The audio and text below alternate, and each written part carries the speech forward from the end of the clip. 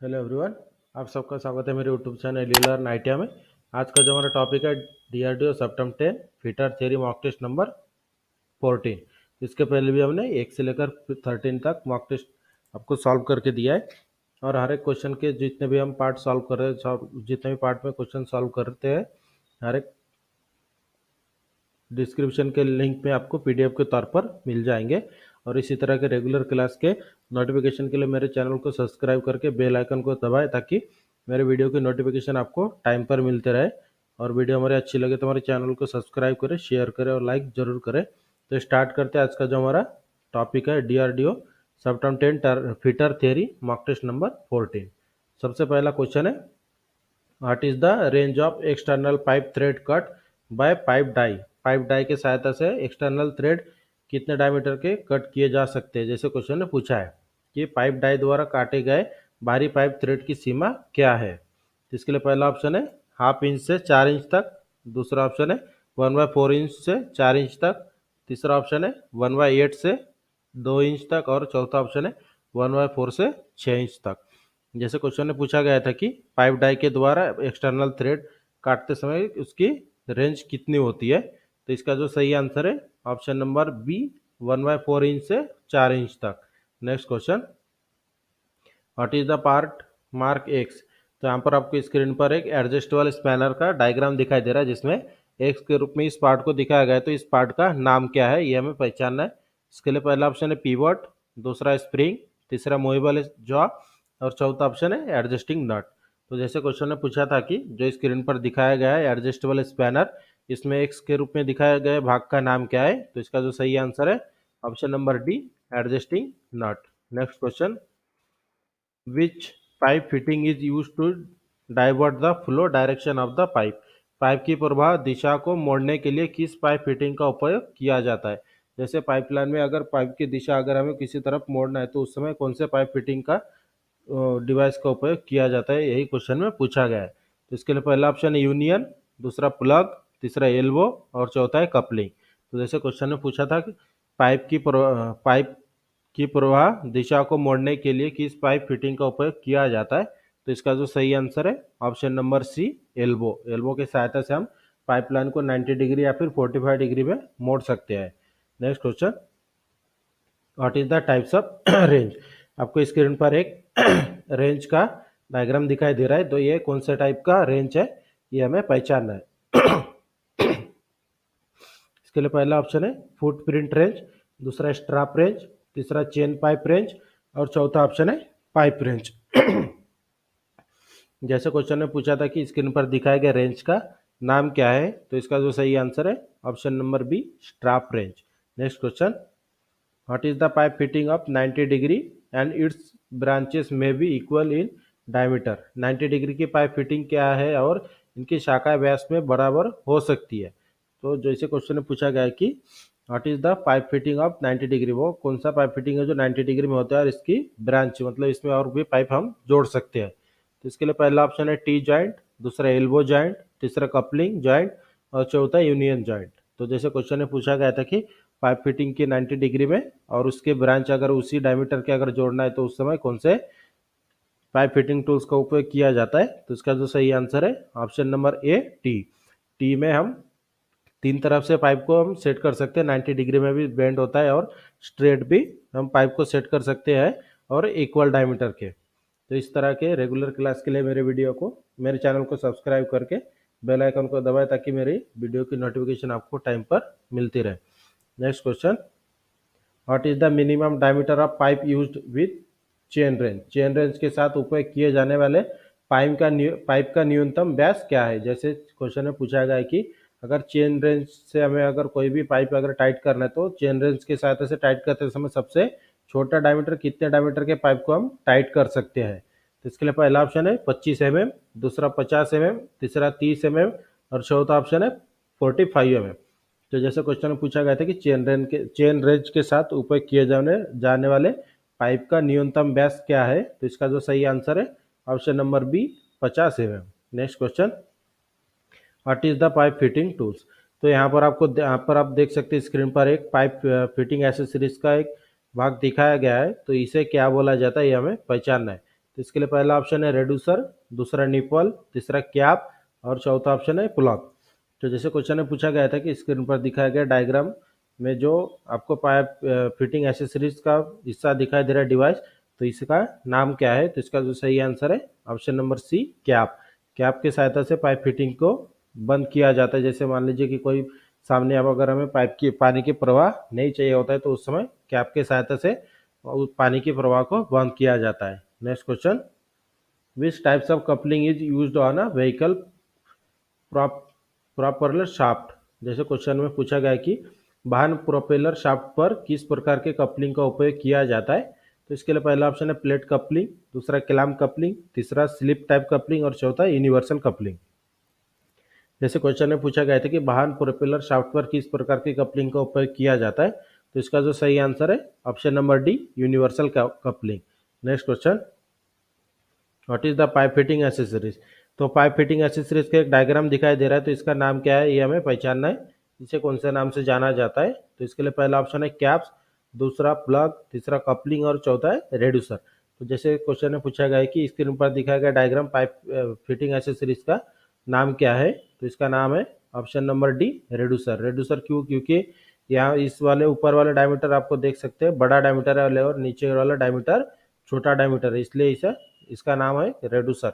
जो pipe fitting दोनों दो डायमीटर के पाइप को इसके सहायता से जोड़ सकते हैं। Next question, what is the radius size for a long radius elbow. जैसे क्वेश्चन में पूछा गया है कि एक लंबी त्रिज्या एल्बो के लिए त्रिज्या का आकार क्या है, तो इसके लिए पहला ऑप्शन है equal the bore the pipe, मतलब उसके बोर का जो डायमीटर होता है उसके इक्वल डायमीटर का, या फिर दूसरा 1/5 time bore of the pipe, या फिर तीसरा ऑप्शन है 3 time bore of the pipe, या फिर चौथा ऑप्शन है 2 time bore of the pipe. तो जैसे क्वेश्चन में पूछा गया था कि what is the radius size for a long radius elbow, तो इसका जो सही आंसर है ऑप्शन नंबर बी, 1/5। ये जो आपको दिखाई दे रहा है 1/2, इसका मतलब होता है आधा, मतलब 1.5 time bore of the pipe. Next question, what is the radius size for the short radius elbow. जैसे इसके पहले क्वेश्चन में लॉन्ग रेडियस एल्बो पूछा गया था, अभी क्वेश्चन में पूछा गया है शॉर्ट रेडियस एल्बो। तो जैसे क्वेश्चन में पूछा गया है कि what is the radius for the short radius elbow, मतलब लघु त्रिज्या एल्बो के लिए त्रिज्या का आकार क्या है। तो इसके लिए पहला ऑप्शन है 1/1.5 time bore of the pipe, दूसरा ऑप्शन है equal to bore of the pipe और तीसरा ऑप्शन है 3 time bore of the pipe और चौथा ऑप्शन है 2 time bore of the pipe.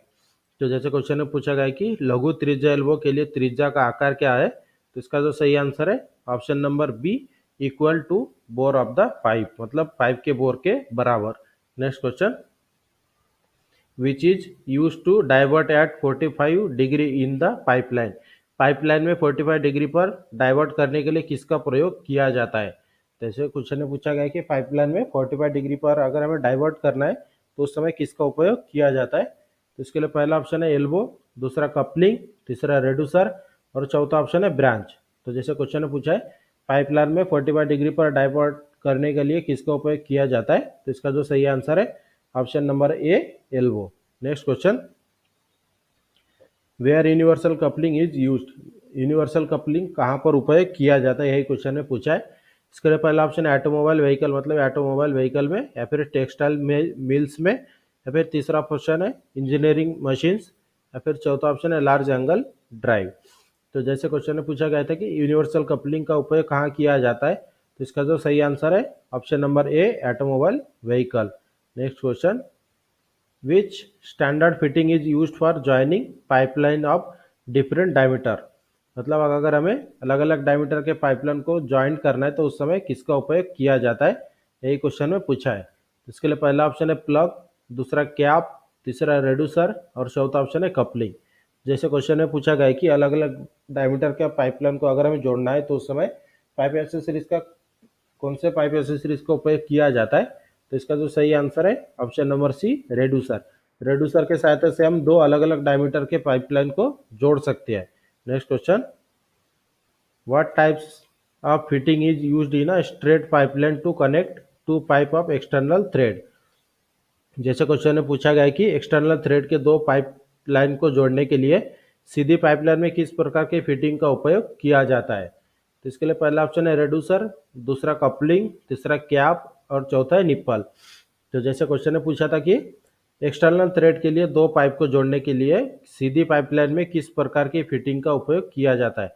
External thread है जो से मान लीजिए कि दोनों पाइप का दोनों पाइप के ऊपर एक्सटर्नल थ्रेड कटे हुए हैं और उसे हमें स्ट्रेटली पाइपलाइन में जोड़ना है, तो उस समय किसका उपयोग करके पाइपलाइन को जोड़ा जाता है। तो इसके जो सही आंसर है option number B coupling. Coupling के सहायता से हम सीधी पाइपलाइन को जोड़ते हैं। कोई भी दो पाइपलाइन अगर स्ट्रेट लाइन में जोड़ना है तो कपलिंग के सहायता से जोड़ा जाता है। Next question, what is the case of water dripping from the tap even after is close. मतलब जो हम नल होता है, नल को बंद करने के बाद भी पानी टपकने का कारण क्या है, यही क्वेश्चन में पूछा है। तो इसके लिए पहला ऑप्शन है डिफेक्टिव वॉशर, मतलब वॉशर खराब हुआ वॉशर। फिर दूसरा स्पिंडल थ्रेड वर्म आउट। तीसरा ऑप्शन है बेंड स्पिंडल या फिर चौथा ऑप्शन है लूज वाल्व। तो जैसे क्वेश्चन में पूछा गया है कि नल बंद होने के बाद भी पानी टपकने का कारण क्या है, तो इसका जो सही आंसर है ऑप्शन नंबर ए डिफेक्टिव वॉशर, मतलब दोषपूर्ण वॉशर। जो मान लीजिए कि अगर वॉशर खराब हो जाए तो उस समय क्या होता है कि नल को बंद करने के बाद भी पानी नल से टपकता है। Next question, what case loud noise in the tap if turn on. जैसे क्वेश्चन में पूछा गया है कि चालू होने पर नल में तेज आवाज आने का कारण क्या है। जैसे कोई भी हम मान लीजिए घर में अगर कोई नल हम चालू करते हैं तो उसमें चालू करने के बाद उससे बहुत ज़्यादा आवाज़ अगर आता है तो उस आवाज़ का कारण क्या है, यही क्वेश्चन में पूछा गया है। इसके लिए पहला ऑप्शन है स्पिंडल बेंड, मतलब उसके जो वाल्व के अंदर स्पिंडल होता है वो बेंड हो गया है। या फिर दूसरा ऑप्शन है स्पिंडल थ्रेड वार्म आउट। तीसरा ऑप्शन है स्टफिंग वॉक्स पैकिंग ड्राई, मतलब इसके अंदर एक स्टफिंग वॉक्स होता है उसकी पैकिंग सूख गई है। या फिर चौथा ऑप्शन है वाल्व लूज ऑन स्पिंडल, इसका जो वाल्व होता है स्पिंडल लूज हो गया है। तो जैसे क्वेश्चन में पूछा गया है कि चालू होने पर नल में तेज आवाज आने का कारण क्या है, तो इसका जो सही आंसर है option number D valve loose on spindle, spindle पर वाल्व ढीला हो गया है। Next question, which types of jig does not have a base plate. किस प्रकार के जिग में बेस प्लेट नहीं होता है। जैसे क्वेश्चन में पूछा गया है कि वह कौन से प्रकार का जिग है जिसमें बेस प्लेट नहीं होता है। तो इसके लिए पहला ऑप्शन है टेबल जिग, दूसरा प्लेट जिग, तीसरा टेम्पलेट जिग और चौथा है सैंडविच जिग। तो जैसे क्वेश्चन में पूछा गया था कि किस प्रकार के जिग में बेस प्लेट नहीं होता है, तो इसका नाम है option number B plate jig. Next question, what is the name of jig. तो स्क्रीन पर आपको डायग्राम दिखाई दे रहा है जिग का, तो इसे कौन से टाइप का जिग बोला जाता है ये हमें पहचानना है। तो इसके लिए पहला ऑप्शन है लिफ्ट जिग, दूसरा सॉलिड जिग, तीसरा टेबल जिग और चौथा ऑप्शन है angle plate jig.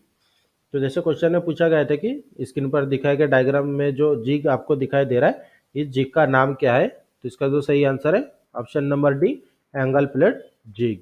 Next question, which types of bush is used in a jig to perform more than one operation in the same location। Jig में एक ही स्थान पर एक से अधिक ऑपरेशन करने के लिए किस प्रकार की बुश का उपयोग किया जाता है। जैसे क्वेश्चन में पूछा क्या गया है कि जिग में एक ही स्थान पर मतलब एक ही जगह पर एक से अधिक ऑपरेशन करने के लिए कौन से प्रकार का बुश का उपयोग करते हैं। तो इसके लिए पहला ऑप्शन है स्लिप बुश, दूसरा प्लेन बुश, तीसरा फिक्स बुश और चौथा ऑप्शन है लाइनर बुश। तो जैसे क्वेश्चन में पूछा गया था कि जिग में एक ही स्थान पर एक से अधिक ऑपरेशन करने के लिए किस प्रकार के बुश का उपयोग किया जाता है, तो इसका जो सही आंसर है option number A slip Bush. Next question, what is the name of the picture. तो स्क्रीन पर आपको एक पिक्चर का डायग्राम दिखाई दे रहा है, ये कौन से टाइप का पिक्चर है ये हमें पहचानना है कि ये कौन से टाइप का पिक्चर है, इसका नाम क्या है। तो इसके लिए पहला ऑप्शन है प्लेट पिक्चर, दूसरा एंगल प्लेट पिक्चर, तीसरा इंडेस्किंग प्लेट पिक्चर और चौथा ऑप्शन है मॉडिफाइड एंगल प्लेट पिक्चर। तो जैसे क्वेश्चन में पूछा गया था कि स्क्रीन पर दिखाया गया डायग्राम में जो पिक्चर है इसका नाम क्या है, तो इसका जो सही आंसर है option number D modified angle plate picture. Next question, what is the name of jig. यहाँ पर आपको स्क्रीन पर एक जिग का डायग्राम दिखाई दे रहा है, इसे कौन से टाइप का जिग बोला जाता है ये हमें पहचानना है। इसके लिए पहला ऑप्शन है बॉक्स जिग, दूसरा पोस्ट जिग, तीसरा टर्नओवर जिग और चौथा ऑप्शन है सैंडविच जिग। तो जैसे क्वेश्चन में पूछा गया था कि स्क्रीन पर दिखाए गए जिग का नाम क्या है, तो इसका नाम है option number C turnover jig. Next question, what is the purpose of groove provide in the V block. V block में ग्रू दिए जाने का उद्देश्य क्या है, जैसे क्वेश्चन ने पूछा है। तो इसके लिए पहला ऑप्शन है रेड्यूस द वेट, मतलब वो वेट को कम करने के लिए, दूसरा ऑप्शन है सपोर्ट द वर्क पीस, मतलब वर्क पीस को सपोर्ट करने के लिए। तीसरा ऑप्शन है अकोमोडेट द क्लैम, क्लैम करने के लिए। या फिर चौथा ऑप्शन है अलाउ थर्मल एक्सपेंशन, फिर थर्मल एक्सपेंशन के लिए। तो जैसे क्वेश्चन में पूछा गया कि वी ब्लॉक में दिए गए स्लॉट का उद्देश्य क्या है। जैसे दिए गए ब्लॉक वी ब्लॉक में दिए गए ग्रुप का उद्देश्य क्या होता है, तो इसका जो सही आंसर है option number C, accommodate the clamp, clamp को समायोजित करने के लिए। मतलब जैसे अगर जॉब को अगर हमें पकड़ना है तो वी ब्लॉक के साथ वी क्लैम भी आता है, तो वी क्लैम सेट करने के लिए वी ब्लॉक में ग्रू कटे होते हैं। Next question, what is the name of clamp. तो स्क्रीन पर आपको एक क्लैम का डायग्राम दिखाई दे रहा है, तो इसका नाम क्या है, मतलब इसे कौन से टाइप का क्लैम बोला जाता है ये हमें पहचानना है। तो इसके लिए पहला ऑप्शन है स्ट्रैप क्लैम, दूसरा कैम क्लैम, तीसरा लैच क्लैम और चौथा ऑप्शन है स्क्रू क्लैम। तो जैसे स्क्रीन पर दिखाया गया आपको डायग्राम में क्लैम का डायग्राम है, तो इसका जो नाम है option number A strap clamp. Next question, which is the important factor to determine the construction of picture. Picture के निर्माण को निर्धारित करने के लिए महत्वपूर्ण कारण कौन सा है। जैसे अगर हम कोई भी पिक्चर को तैयार कर रहे हैं तो उस समय कौन से महत्वपूर्ण कारण होते हैं जिसके बेस पर पिक्चर को तैयार किया जाता है। तो इसके लिए पहला ऑप्शन है मशीनिंग मेथड, दूसरा लोकेशन एंड क्लैंपिंग, तीसरा टूल गाइडिंग एंड फ्रेम और चौथा ऑप्शन है size of workpiece and tool. तो जैसे क्वेश्चन में पूछा गया है कि पिक्चर के निर्माण को निर्धारित करने के लिए महत्वपूर्ण कारण क्या होता है, तो इसका जो सही आंसर है option number A machining method. Next question, why the balancing weight provided in the turning picture. Turning picture में बैलेंसिंग वेट प्रदान क्यों किया जाता है, यही क्वेश्चन में पूछा है। तो इसके लिए पहला ऑप्शन है टू गाइड द टूल, मतलब कटिंग टूल को गाइड करने के लिए। दूसरा टू बैलेंस द टूल, मतलब कटिंग टूल को बैलेंस करने के लिए। तीसरा ऑप्शन है टू बैलेंस वर्क टेबल, मतलब वर्क टेबल को बैलेंस करने के लिए। या फिर चौथा ऑप्शन है to balance irregular work piece, मतलब अनियमित आकार के जॉब को बैलेंस करने के लिए। तो जैसे क्वेश्चन में पूछा गया था कि टर्निंग पिक्चर में बैलेंसिंग वेट क्यों प्रोवाइड किया जाता है, तो इसका जो सही आंसर है option number D, to balance irregular work piece, अनियमित आकार के वर्क पीस को बैलेंस करने के लिए बैलेंसिंग वेट प्रोवाइड किया जाता है टर्निंग पिक्चर में। Next question, which types of picture is used for machining on evenly space surface. जैसे क्वेश्चन में पूछा गया कि समान दूरी वाली सतह पर मशीनिंग के लिए किस प्रकार के पिक्चर का उपयोग किया जाता है।